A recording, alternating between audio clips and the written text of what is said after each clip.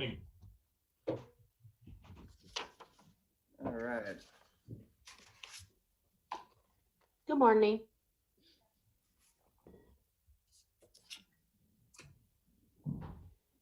Hi, everyone. Happy Friday. Yay! And it's April. It's not only Friday, it's April. Yes. And Easter's coming. Yes.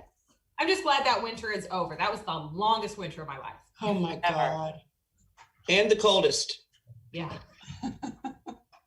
That's absolutely true. All right, so we'll give it a couple minutes. We'll get an update from Wayne. So we'll obviously wait for him to get on. But we will eventually discuss changing regulations. That's really, we're gonna have a talk, I think, about what's going on with COVID policy and what our options are moving forward with that. And then, sorry, I haven't had enough coffee yet. And then also, we should, everyone who has signaled that they don't want to leave this group will be reappointed. And if there's other people who should be in on this for a 3-month term, we're opening up to nominations. That's usually how I get folks, is people on this call will nominate other people. So we want folks to be thinking about that, and to also think about, are there other industries that we should be reaching out to as well during this time. So just kind of, I guess, have that in the back of your head and make sure to shoot us some names.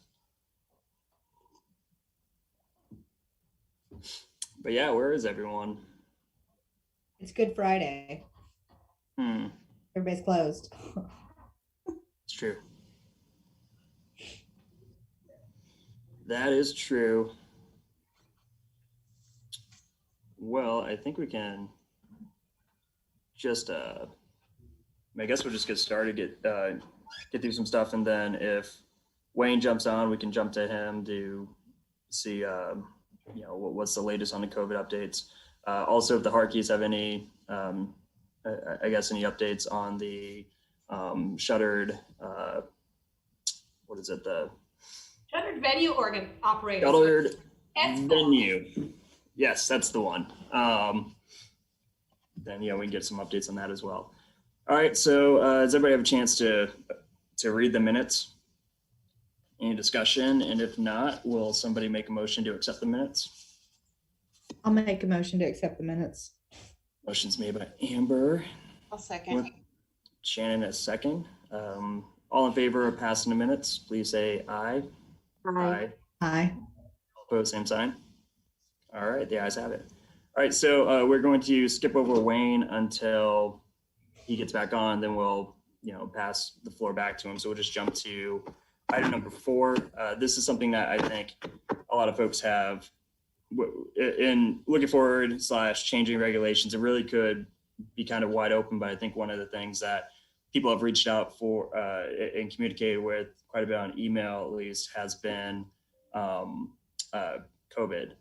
So we should talk about where we are and what's been going on with COVID. And Wayne is here. All right, Wayne, we're going to skip you, but I'm just getting into the intro, so we'll give it back to you if you want to give us an overview. Okay, Mayor, thank you. Whenever you come back to me, that'll be great. Okay, well, this discussion might take a little bit, so hopefully. Okay. But we're jumping into a discussion about the changing regulations, and some folks had reached out, particularly those in you know, the service sector, and are concerned about really the abandonment of the successful COVID plan that the county had implemented, despite all the advice of every respected medical organization and public health organization in our state and our city. And what that means for, I guess, business. I think that we were somewhat on a timetable moving forward with a bit of a predictive, as predictive as it can be with COVID, a bit of a predictive idea of, you know, when a mask mandate would start to wind down and slow down the spread, and then when more vaccines have become available, in the hopes that we would open up earlier, this summer, and be a little more, I guess, free with that, instead of while protecting ourselves and our employees and our customers. So what happened? What a weird, by the way, thing this all was. As we recall, last year the governor had an inner authority to create a mask mandate. The legislature said, "Oh, we can't have you do that, so we want to punt that authority down to the county level, who are the elected. Our county commissioners also serve as our board of health for some reason." And so they're going to punt that down to them. The county actually has a medical team that can make these policy recommendations, which is great. The legislature really doesn't have that. Either does the city. And throughout the last year, Dr. Mins, who's the head doctor over at the county, has been making these calls and adjusting policy. And it's pretty much just either been rejected or approved by the county commission, who, like I said, does serve as a board of health, but really aren't medical people. So our strategy countywide, and then for a little brief time there, the city was empowered to actually put a mask mandate in place when the board of health / county commission didn't take the advice of their own medical experts and the medical community here in Wichita. We felt we had to step in and to follow that advice, because to not take the doctor's advice usually almost always isn't a good idea. So we were marching forward as vaccines were opening back up and becoming more available, containing the spread. At one point, we had it down to like 2 point something every day, or nearly every day over the last week. It's been rising back up. I think in 29 different states have seen a uptick. France is now on another, I think, a fourth stay in order. And we've just seen, I think Miami has like a 8 p.m. curfew right now, which is probably tough for Miami. So we're reinstatement of the types of policies we want to avoid here that just restrict people. They're pretty much in businesses. So our strategy, I think, has been working, and by ours I mean the county. And Dr. Mins has been agile in adjusting different parts of it, but masks were something that really just was staying in place because it was our number one tool for stopping spread. The legislature, in all their wisdom, has reversed course on their commitment to local control, and now has decided that they know best for Sedgwick County and for Wichita than the local elected board of health, and has stripped out from under them in direct disregard for the advice of literally every medical organization that's legitimate, as any historical standing in the entire country, including all the ones in Kansas. They themselves now know more, and have decided that, declared COVID over, and decided that we no longer need to take any precautions because some guy with a law degree read the data a certain way. So with that, not that I'm biased or bitter, but our options are, frankly, what do we do moving forward? The good news is that vaccines actually opened up for everyone. It's really cruel to take away, I guess, a tool used to protect yourself and your neighbor if you don't also empower your neighbor to protect themselves, right? Like, masks work because we all wear them. They don't work if someone with COVID isn't wearing a mask. And if we didn't have opportunities for people to get vaccinated, then I think that's kind of cruel, right? Like, we're just not valuing people at that point. However, now vaccines are open. The problem is masking, and the ordinance was pulled from the county, and then a sneaky, I guess, ordinance that everyone forgot about from the state level was in place up until yesterday, or until the day before yesterday. Yesterday, the governor went and initiated another mask mandate statewide because the legislature stripped the county of their ability to do so without being bombarded with lawsuits. And then they, like I said, actually just in complete disregard to the advice of all the medical professionals, rescinded that. So now we're technically under no mask mandate. It's the Wild West. Everyone will have access to a vaccine, but as we know, it takes about a month for that to actually kick in. So may the odds be in your favor. It's pretty much what they're telling us. So that's where we are. Our options are, it's now beholden on the businesses to now enforce mask mandates. That's one option, is just how do we, I guess, encourage or come up with strategies where Andrew can enforce a mask mandate, and what's the strategy when someone yells at him? Like what, because it's no longer, you can't any longer blame, I guess, the politicians for this, which I think a lot of folks really enjoyed, right? Like, hey, I know it sucks, but people in charge say we have to do this. So how do we, I guess, still empower businesses that once you follow the guidance of healthcare professionals, or for a little while, we still can do a mask mandate at the city level. And for a little while, I was trying to put out feelers to see if that's something people wanted to do. I didn't want it to be a big dramatic thing. And the feedback I got, disappointingly, is that I don't have the votes. The people who supported this before do not support getting into this again, I think for political reasons, is my read. It just don't want to, I guess, ruffle feathers with the base or with the parties. But we absolutely can at the city level. That's still an option. And sadly, I think that it's something we'll turn to if people start dying more. A lot of this goes to numbers as well, where like, what's the threshold? Like, well, our numbers are low. Like, really, we have like 16 new cases. We had like 4 new deaths this week. Like, are we so desensitized at the death that COVID causes that we just figured out like what is acceptable and what's not? That's a question, right? Like, it wasn't as bad as last summer. So now are we just okay with 4 people dying a week? So anyways, but another option is we try to take some action at the city level. That's on the table because our power doesn't come from the legislature. Our power comes from the Kansas Constitution. So we can do stuff that the county can't. We could reenact the county's plan. We could get Dr. Menz over here. We can get their medical plan that was already in place. And we could, if there was the political will, just finish off the plan that was working in the first place. Or I think some other ideas we've had before is there, or to just kind of chance it, I guess, and hope that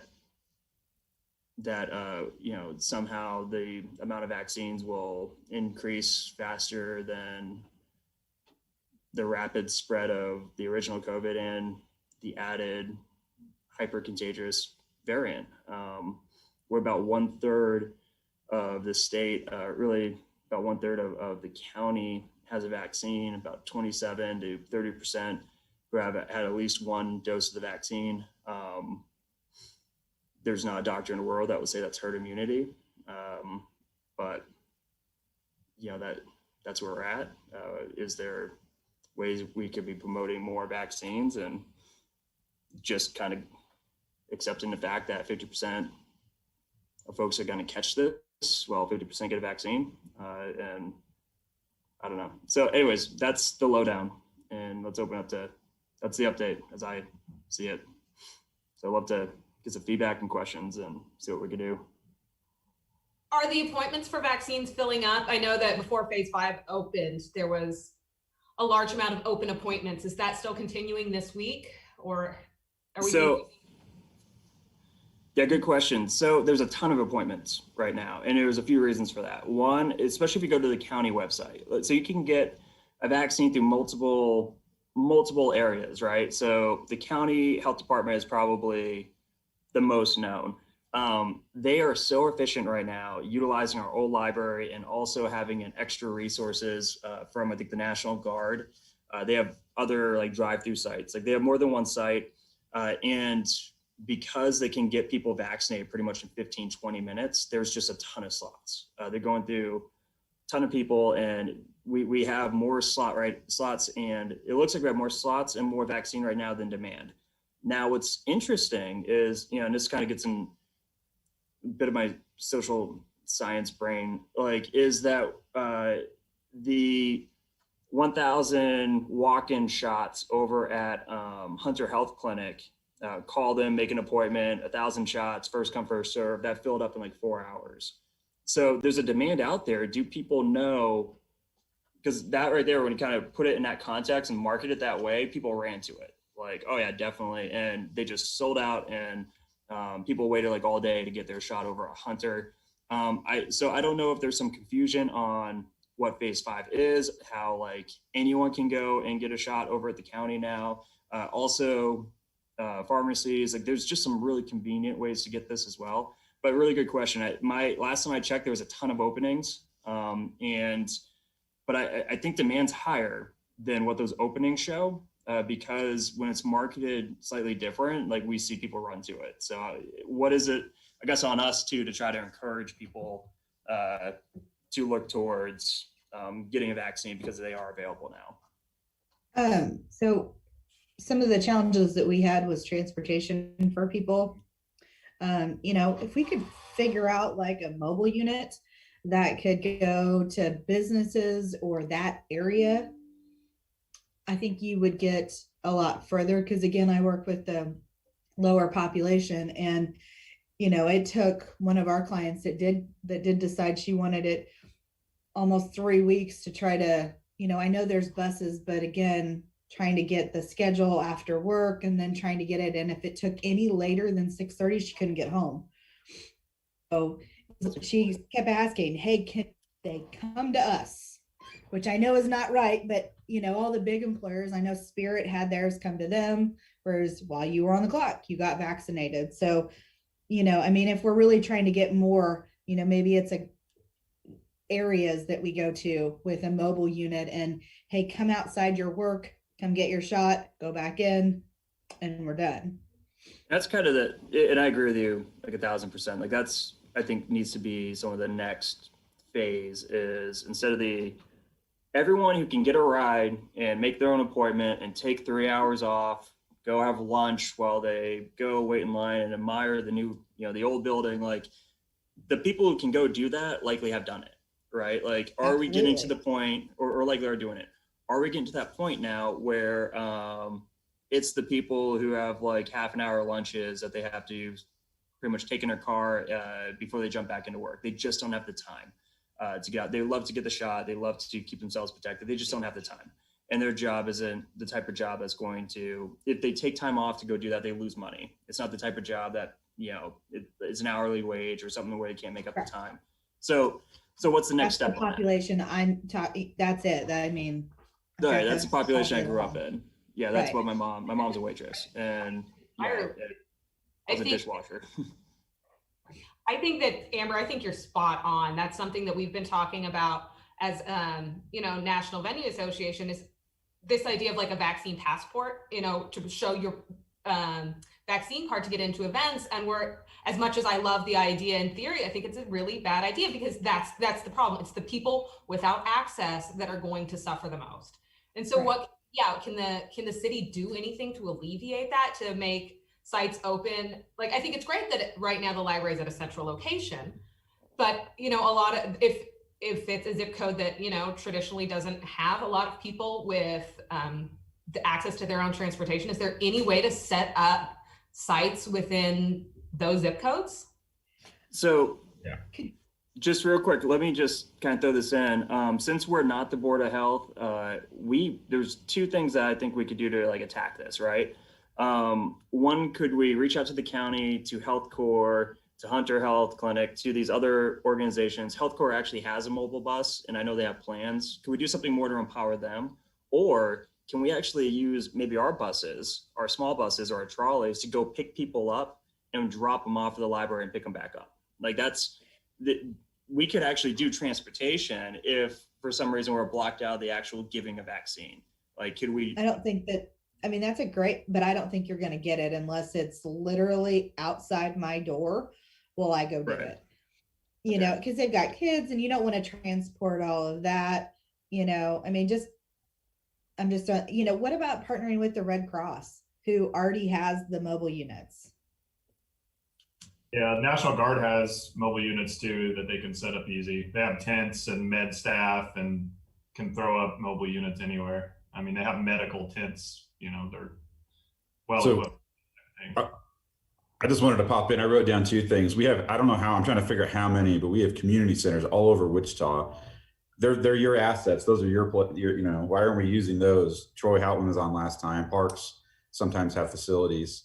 So we have places to do this, and they're typically in neighborhoods that are, well, they're in every neighborhood, which is great. So perhaps that would be a solution. I also wanted to throw out something too. Is there any CARES money or anything available to provide incentive to those who are questioning whether they should get it or not? Because I know this has been popped up in the workplace, incentivizing people to do it, which has worked. Like in my wife's employer, I have over 500 employees. They're manufacturing, and they were very anti this. They had over 2/3 of their staff that like to do it like on site, and they got paid $200 a piece. That was a good deal. You know, it sounds like a lot of money, but you start to look, $1 million goes a long ways. Well, if you got a slush fund laying around and you want to get people vaccinated, is that possible? Is there, if it's got to be spent on COVID relief, for example?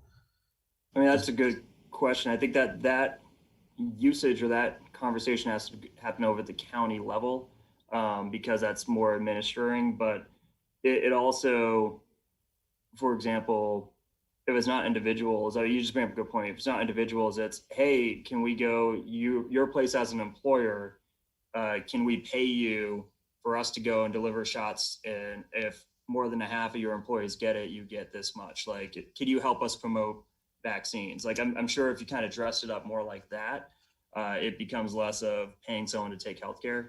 It becomes more, we're going to pay the Harkeys to use the venue, and to vaccinate. If they can get, at least they have 20 employees, at least 10 actually get a shot. We recognize that as promoting this, and thus we will give you a bonus. You do what you will with it. But yeah, I mean, we're going to see some really, I'm sure case studies on this too, some really interesting stuff with the vaccine and the public and private sector, where we have people who work for the city who literally go into other people's houses and do inspections, right? Like, do we have a vulnerable populations? Like, do we have an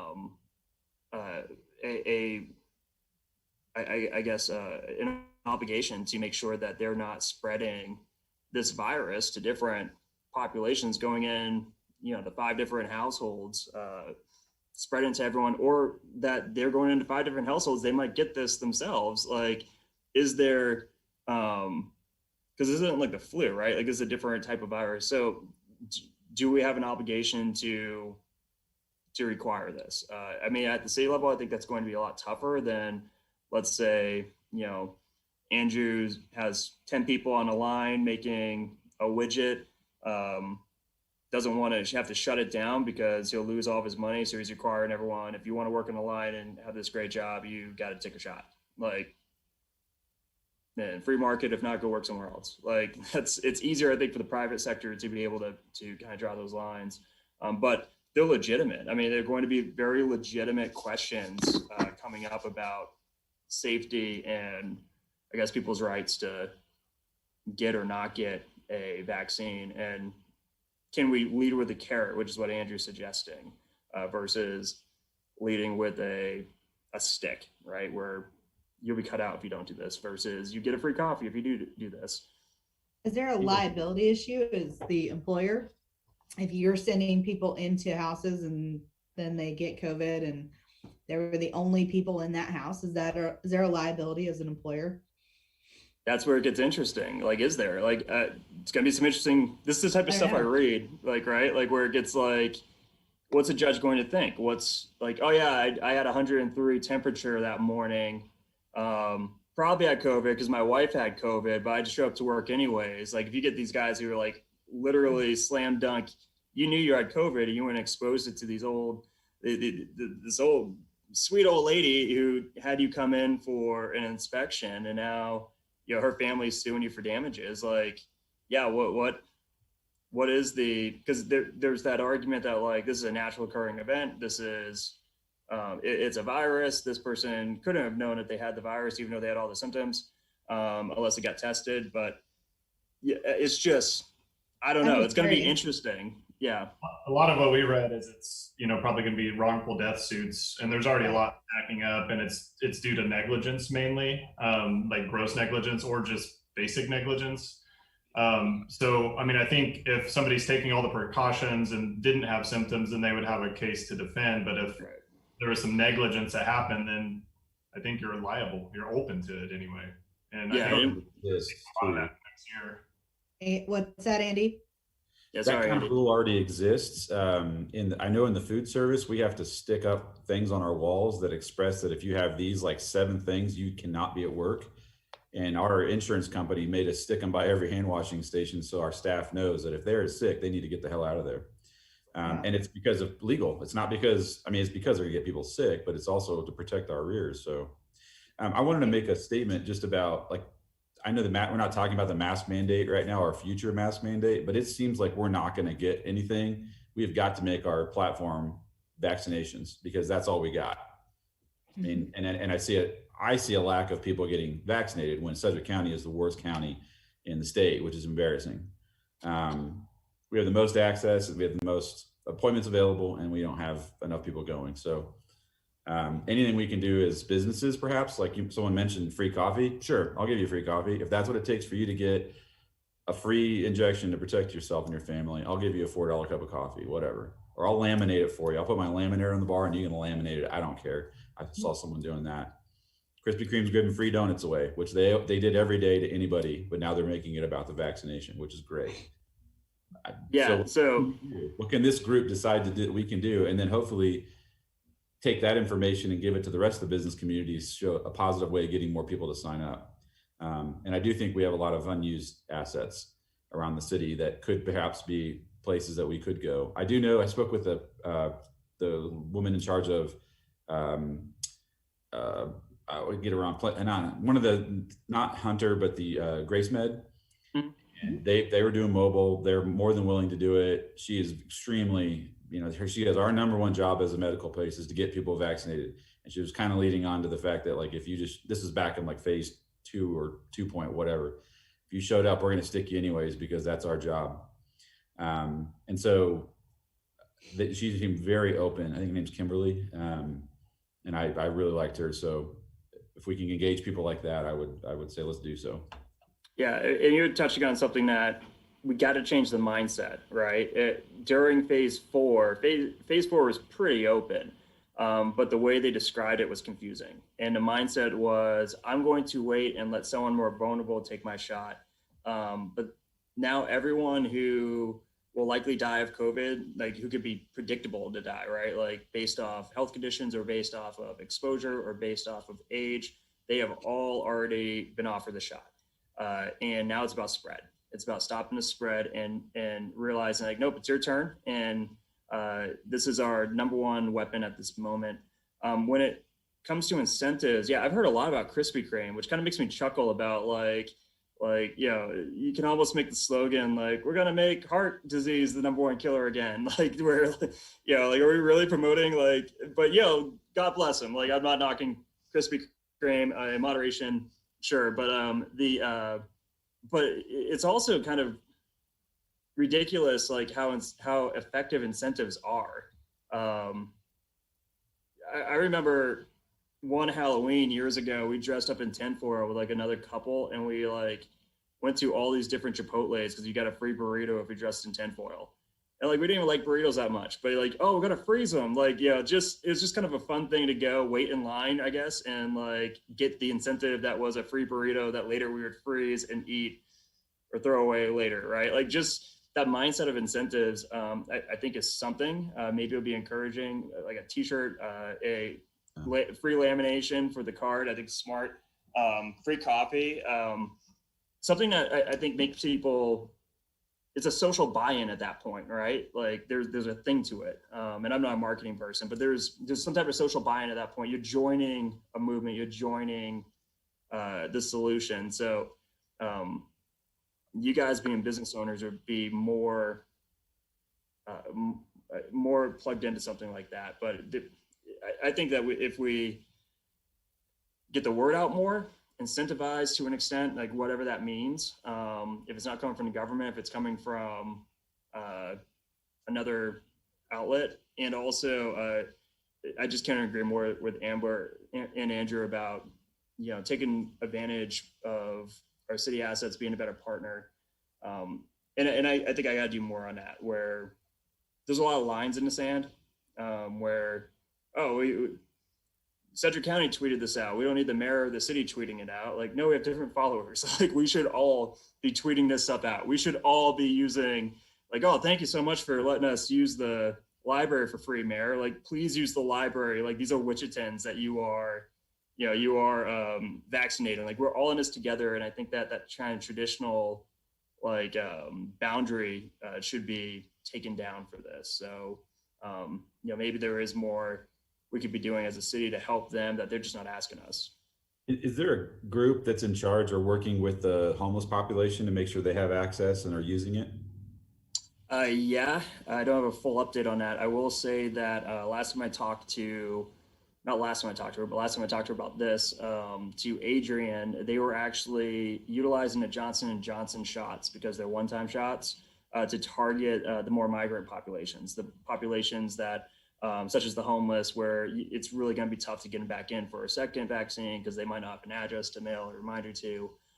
So she actually had, it was a brief conversation, wasn't a formal meeting. I was there dropping off Girl Scout cookies and taking a tour. But she said that they were utilizing Johnson & Johnson's strategically, and she mentioned the homeless outreach efforts with that. So.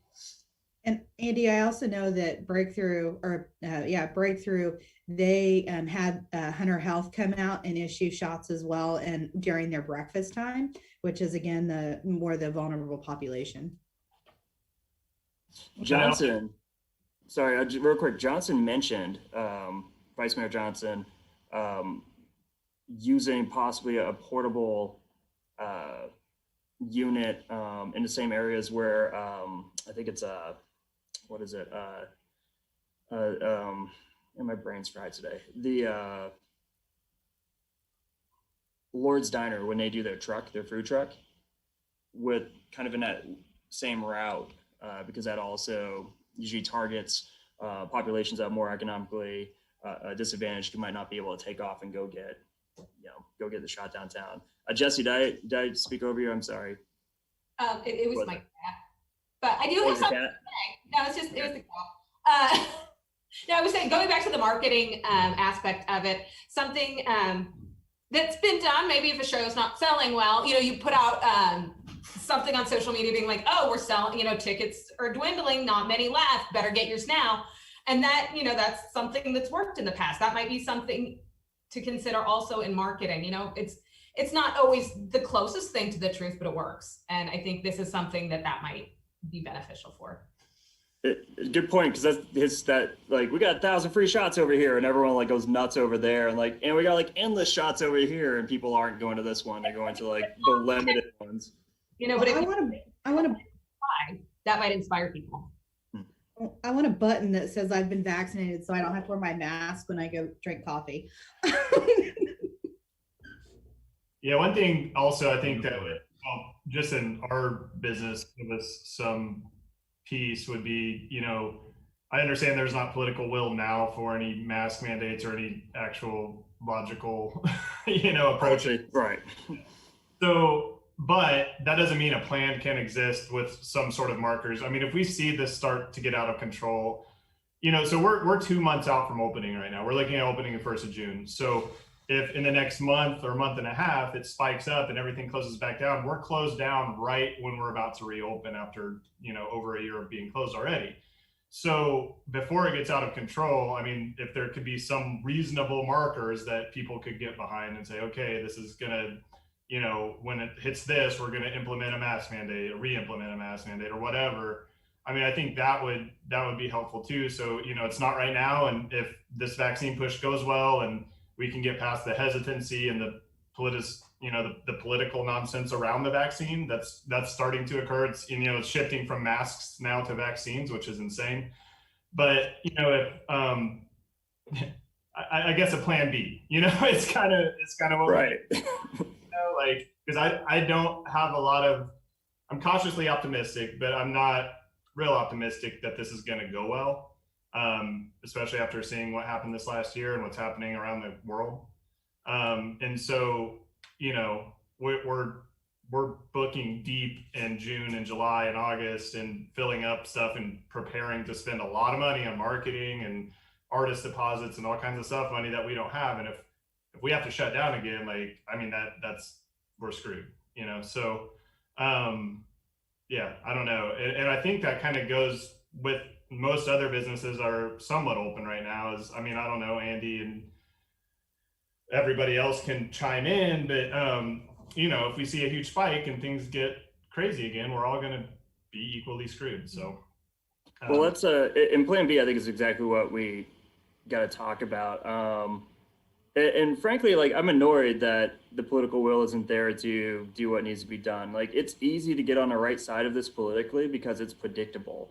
If you could predict the future, like, you would be an untouchable politician, right? Like, we know exactly what this virus is going to do because we can map it. There's forecasts, and it's predictable. Like, absolutely, it's like the weather. Like a week out, like, to an extent.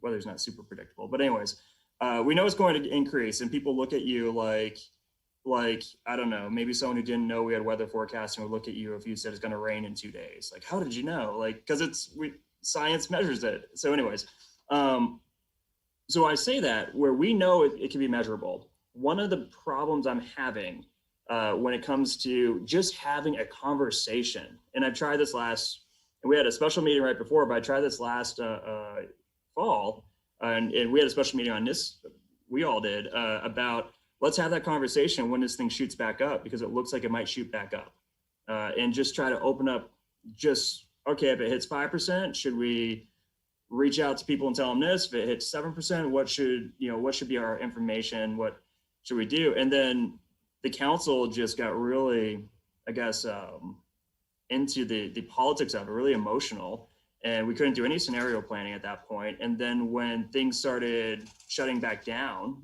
with crowd limits and so on, it came as a shock to everyone because we weren't able to get ahead of it, right? Like, we weren't able to, hey, by the way, if it hits this, like, you business owners and other business owners were kind of blindsided because it wasn't communicated ahead of time that, like, start preparing to wind down if you start seeing the numbers doing this. But when it comes to Plan B, we should be discussing that, even if it's not a policy that can come from the bench.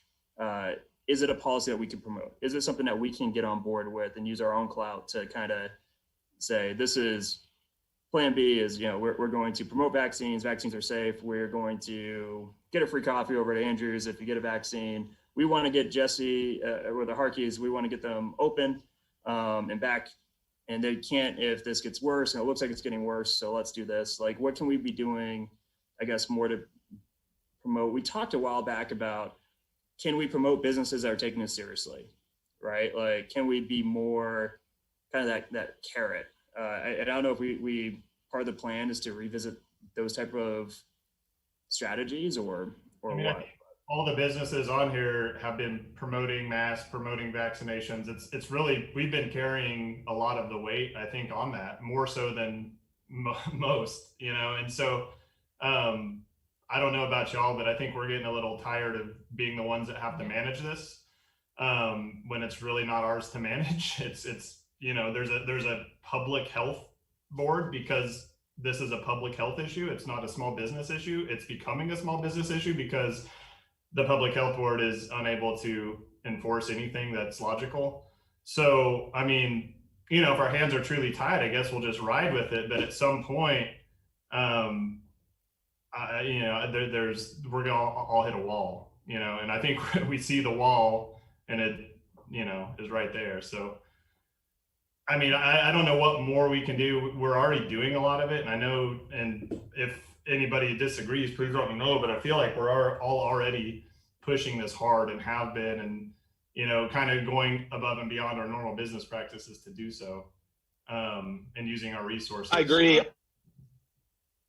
100%. I'm kind of done, putting myself out there on that front without the support of, any government behind it. It's not, I don't feel like it's my duty. And honestly, it pits me against my customer base. I mean, I cannot win in this scenario. There are, our customer base in all different scenarios are varied. So like, either we're not, we're not strict enough on our policies, or, we are completely invading people's individual liberties. I mean, there's no way to win as a small business owner in this scenario. So I don't think you can ask us to do anything more. I mean, we've suffered through, a year of varying degrees of shutdown and having to call audibles to generate revenue and keep people employed. So I agree 100% with Adam. I don't know what else we can do. I don't know that an app that shows that, I enforce masks brings people out that don't actually want to be out because they're staying at home, which is what they should be doing during a pandemic, so the people that are out spending money are less concerned with those details. It's almost a catch-22, and I'm not sure how to negotiate that. At the bigger level, on the venue level, we've discussed, that we will, because, we are gathering in such large numbers that, we would still enforce, mask policy. But, again, that's going to lead to a lot of conflict, and especially if there's not a precedent for us to fall behind, a public health ordinance or any enforcement. And it's been shown since the beginning. I mean, there were places that never stopped being open till 2. There are places that never stopped allowing more than 50% of their occupancy. And there's very little, evidence of anyone, getting serious punishment for any of that. So I don't know what else we can do at this point. Emotionally hit a wall, but financially, a lot of us don't have much of a choice anymore. I don't want to reopen in June. I feel deep down that that's too soon, but we can't push it off anymore. I am terrified I'm going to kill somebody, but we can't stay closed any longer. Yeah. And on the flip side to all of it, there's folks opening up, trying to do the right thing, especially in the venue world. And, one of our friends has a venue in Florida, and somebody tried to light his face on fire because he enforced a mask policy, lit his venue on fire. Somebody else, another venue up in Minnesota, they denied a guy in that didn't wear a mask, and he came back and shot it up. So I mean, it's been so politicized, and there's so many people that are so vehemently against it, hence the legislature's decision here in Kansas. It's a smaller group of people, but they're just out of their minds crazy in a lot of instances. And so we're on the front lines having to deal with that. And, it's not going to go real well, in our enforcement with no backup. And then on the flip side, again, we won't be able to reopen if numbers spike. So, we can do all we want, but if it doesn't work and numbers spike, then the state or county or city or whoever mandates bans on public gathering, which will be the first thing that's done. I mean, that's what will be done first, right? There will be a ban on social gatherings, then we're shut down.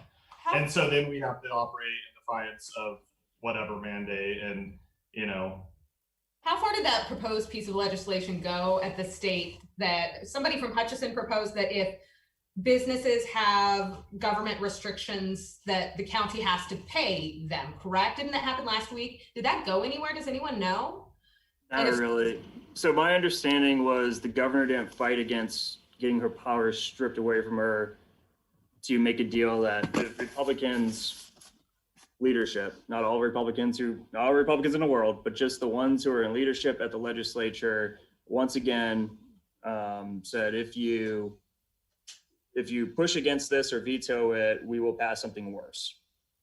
And I think that was the worst. I think that was the idea that we were going to force pretty much the zoo to shut down so that the bar that has a grievance can be paid off. It would have just bankrupt counties.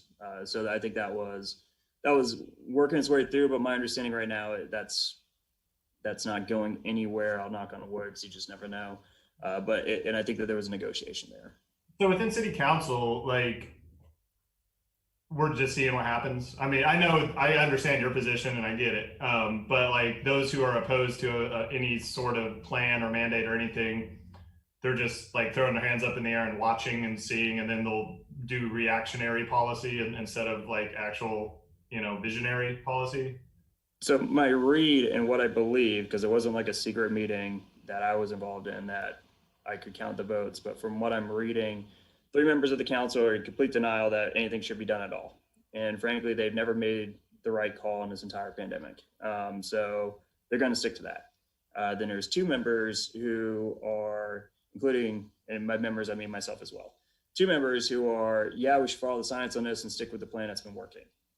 And I'll take heat for that. I'll take another protest in my house for that because it's going to save lives.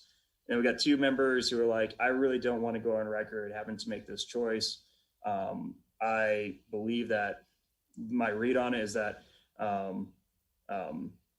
believe it's not our responsibility, even though we're the only ones now with the power to do something, is where I think those 2 members are. And I think they're trying to, like, the first 3 who are just like, we should do nothing, like, don't understand what's happening.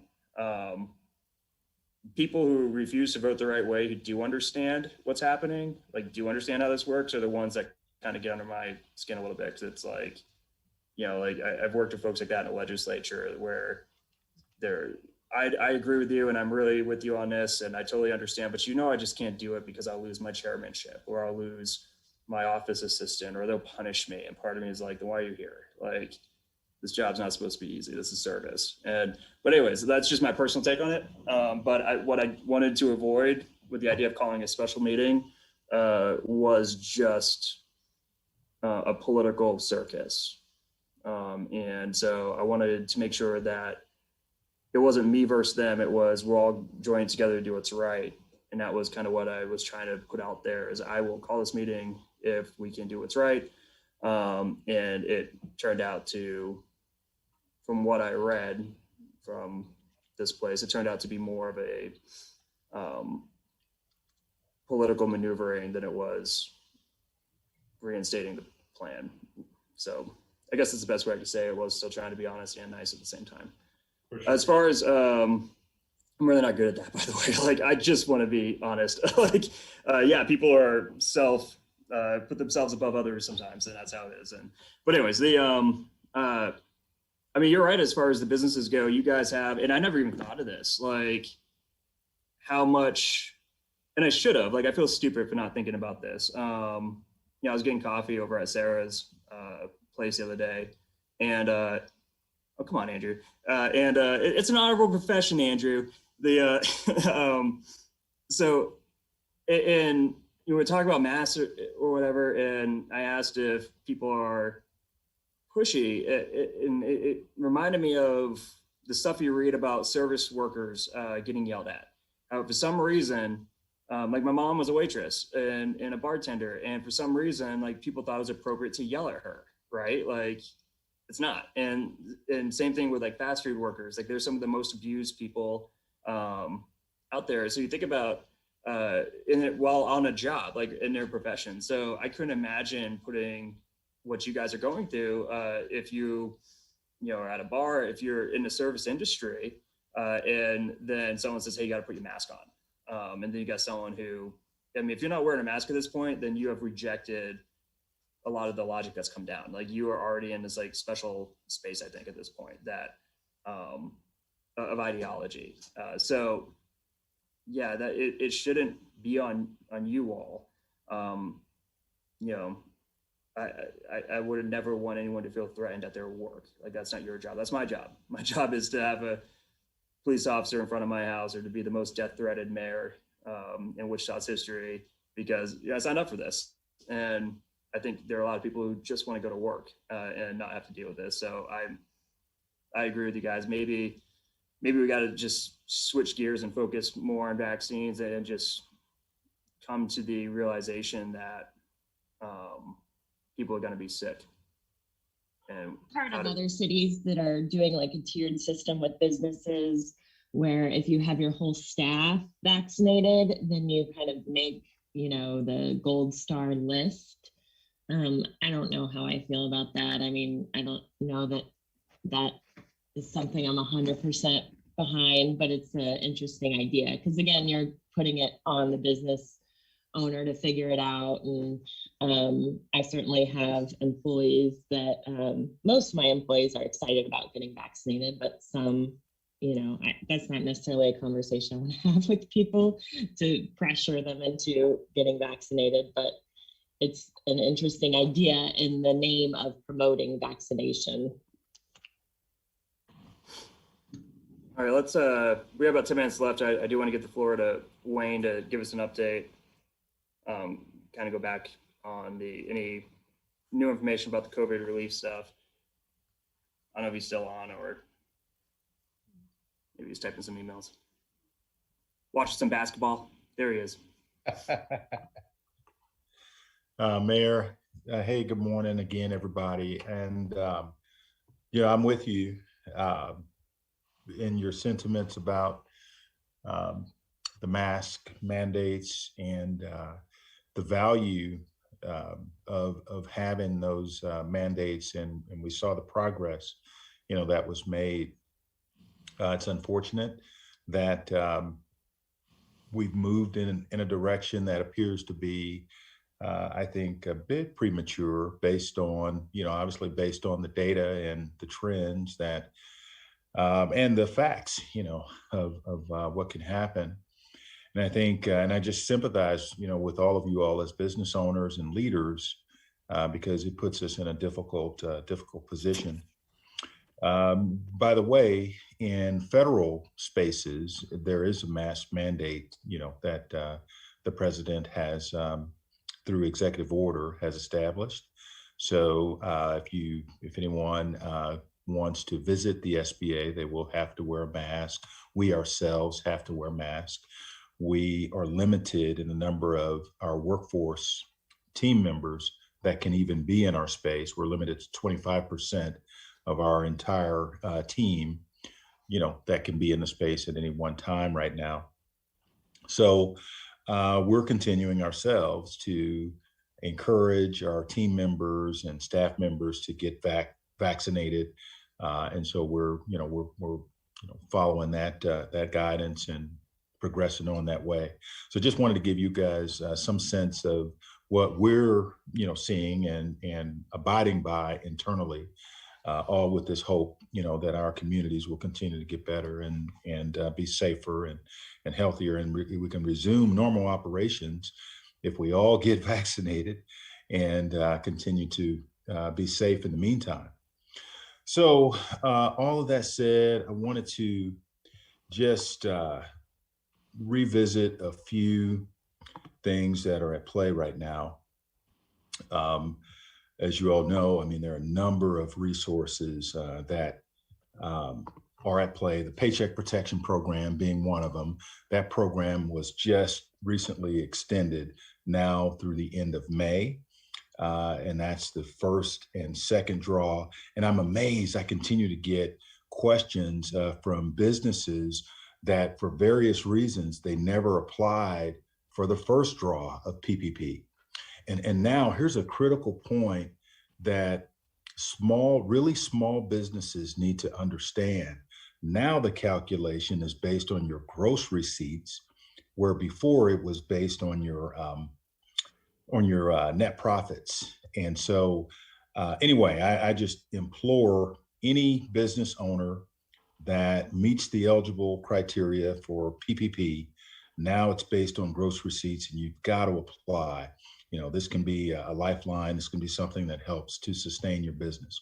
We also have the economic injury disaster loans. That program remains available. And just recently, the loan limit has been increased. It's no longer, it was capped at $150,000. This is a program which, according to the information you submit in your application, the loan amount needed is calculated by the SBA. It's not a program that you could go into with a loan amount in mind. The SBA looks at your liabilities, it looks at your operating expenses, and it estimates what your loan amount ought to be under the economic injury disaster loan. And so anyway, that had been capped at 150,000. Now it's at 500,000. And so that should make a tremendous difference for those who still haven't applied for the economic injury disaster loan.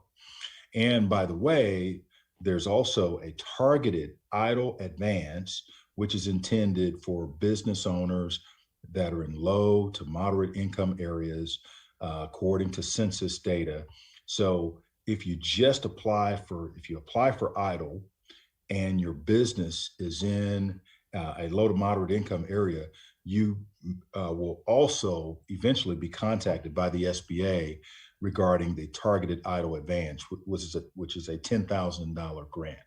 And I know that a number of businesses in our area have already received those communications, and a number had already received the EIDL advance. But for those that haven't, if you're in an area, and you can simply check that by running through the website, you can reach out to our office and we can get you there. I'm going to kind of move this along for the sake of time. But anyway, targeted EIDL advance has funding. Other things that I'll just highlight very quickly. I want to thank again Adam and Jesse Harkey, all of your work on the Shutter Venue Operators Grant. You know, that is finally coming to fruition. Appreciate your inputs and your sharing of your story and how this all came about yesterday on the Kansas Recovery Shutter Venue Operators Grant call. I'm not sure how many participants we had on that call, but for any of you on this one, Mayor, if you're interested in taking a look at it, I believe that is posted now on Facebook. And I'll send in the chat, or as a follow-up to this email, I'll send you all the link so that you can find that video from yesterday. But Adam and Jesse, really appreciate you guys. The other thing that is coming up, go ahead. I have a really quick question. We have to jump off to another call at 10. That 4506T that is being required, do you know what years? I think I sent an email. We went camping. I believe it's 2019. 2019, certainly. That you know is probably going to be, you know, not a lot of businesses have 2020 filed yet. The 4506T, as you know, it's a way that a lender, so in this case, the IRS, can match up what you provide in terms of your tax information. The SBA can match up what you provide in your application to what the IRS has on record. And so I would recommend 2019, probably 2018. It just depends on what the application is telling you to do. Okay, so that will be specified within the application. Okay. It should, yeah. So it should I'm going to get everything put together now. Okay. All right. Remember, and remember, if you have any specific questions on that application, please contact the Small Business Development Centers, because they're receiving training as well. Wonderful. Awesome. Thank you so much, Wayne. Thank you. All right. No worries. No worries. Thank you. All right. And I just want to also, Mayor, I want to highlight, we have the restaurant grant program that is probably, I'm going to estimate, probably 2 to 4 weeks away from going live. We don't have very much information about that program. I do know this: restaurant owners, food service owners that are doing, where their gross receipts are at 500,000 and below, they're going to have priority in the application processing. And so more to come on the restaurant grant program. And as soon as I have the information, we'll be sure to disseminate it to this group so you all could share. So that's all I have. Mayor, thank you so much for your leadership here and for the opportunity to share. Thank you for giving us that update, and we will look towards. You said it's posted on a Facebook group, Facebook video. Which group should we go to find that video? I'm going to drop that in. If you bear with me just a few minutes, I'll drop that in the chat.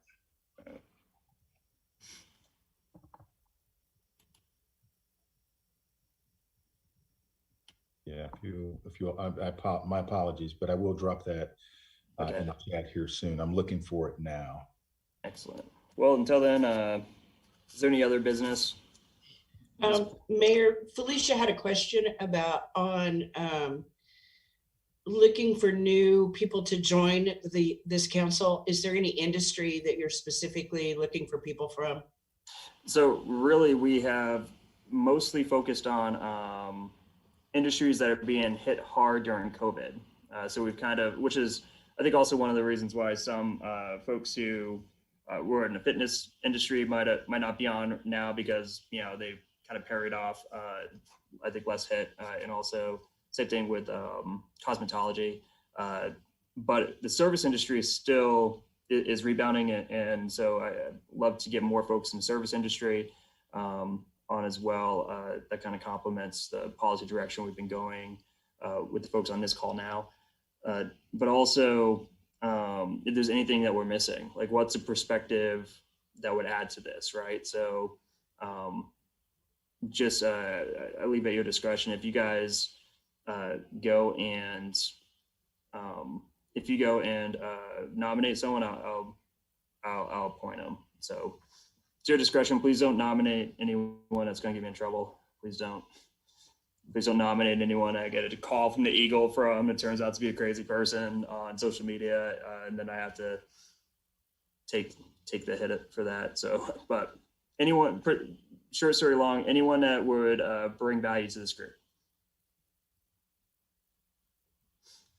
Okay, so if there's nothing else, our next meeting will be April 16th, and looks like Wayne has posted the recorded material is covid.kansas.gov/venues.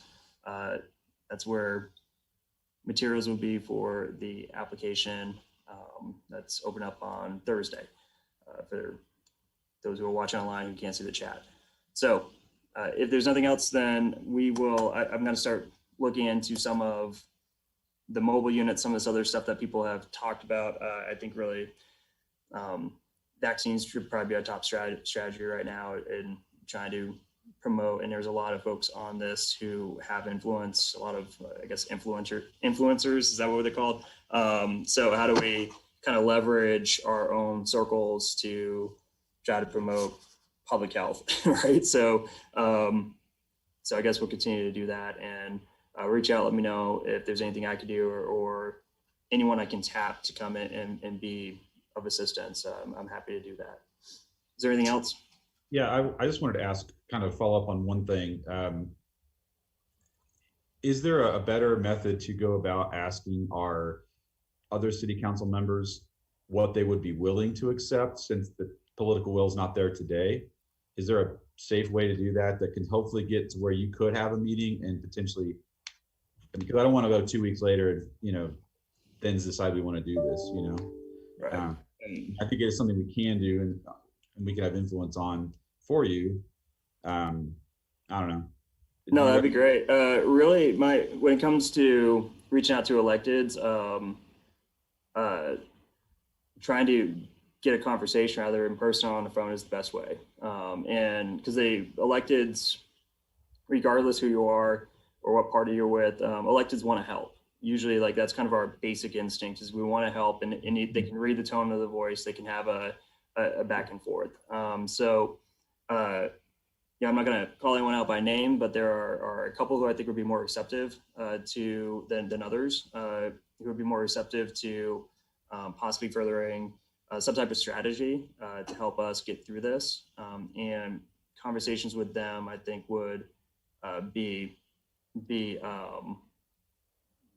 by Amber would be beneficial, and just kind of see what there are. I think there's there, and also kind of get, I guess, what is the resistance? I mean, at one point the resistance was, well, I don't think we have the authority to do this. Like, no, we absolutely do. Like 100% do. Legal's on board. There's not a legal scholar in the entire state who would tell us that we don't have a home rule on this issue. And we did it before. So like that excuse is now completely shattered and taken away. But the person still doesn't want to move forward. So, okay, well, what's the other reason? Like what else, what's the real reason, right? Because I think some people will say one thing, and then, but there's like something else going on. Like, what's really being said? If you have conversations with electeds, maybe you can try to attack it with kind of both those thoughts, right? Like, okay, so this is what the technical issue is, but is there another issue also that they are expressing that maybe we can, maybe it's support from the business community. I mean, I hear that a lot. Like, well, no, the business community would support this. And, you know, if that's it, then maybe you guys can provide that. Is there an opportunity to speak to them directly, like at the bench or in the next week or two, like a session of some sort? I'm not as familiar with your schedule. So we do have what's called open. It's in the very beginning, and you can't really have a back and forth, or you shouldn't really have a back and forth. It's public agenda, where anyone can come and speak on anything at all during the public agenda. It's 5 minutes, and it's you have to shoot an email to someone to get on the public agenda. Janet, who do they, if people want to get on the public agenda to speak about anything at all, where do they email? I'll email that information out to everyone along with the link where you can do it online also. Okay, so anyone can sign up. A lot of times, if there's any agenda item, then you don't have to sign up. So if we're talking about masks per se, or we're talking about COVID and that's on the agenda, you can come speak to that as a member of the public, or talk about pools or anything else. If you want to just kind of like bring something to the council's attention, then that's not on the current agenda for like being action taken on that day, then it falls on the public agenda and anyone can come and talk about this. And I think that that might be, that's a very public way to also kind of show support for or against policy. So that's one way. And then of course, reaching out through phones and other things. It seems like this group could maybe join together on the day that there's not an agenda items, that we maybe get a pretty strong singular, kind of voice on a topic. When would the next opportunity be? Is it in that link there? It should be. Usually I think you need about a week or so to sign up to get on. Like you can't get on like the day before for some reason. So it has to be like we got like 3 people on that are going to be on the public agenda for next meeting. And today they're already on our pre-agenda. So you got to get time to get on that pre-agenda. And then, but yeah, and to be frank, it's the email stuff turns into like a points game, like how many pro versus how many against, like when stuff starts getting political, right? Like when things really take off. Hearing more real stories is always more effective. And in every level of politics I've worked in, stories from people where something is affected by what you do, like that's always a higher level than just like an email. So it would be more effective. And bring coffee. Just kidding. Just kidding. You don't have to bring me anything, but. And that again, you have to disclose that? Well, it's funny is no one here even drinks coffee, so I'll probably have to disclose it, right? But yeah, it's a strange place. Strange place. All right. So if there's nothing else, we're about 9 minutes over, so I'll go ahead and just make a motion to adjourn. Is there any objections? Nope. See none, we're adjourned. All right, guys, we'll see you next meeting. If you want to come in and talk to your electeds directly, go ahead and click that link or that Jan's going to send you. Thanks, everyone. Thank you. Thanks. Happy Easter. Happy Easter. Hi, guys. Happy Easter.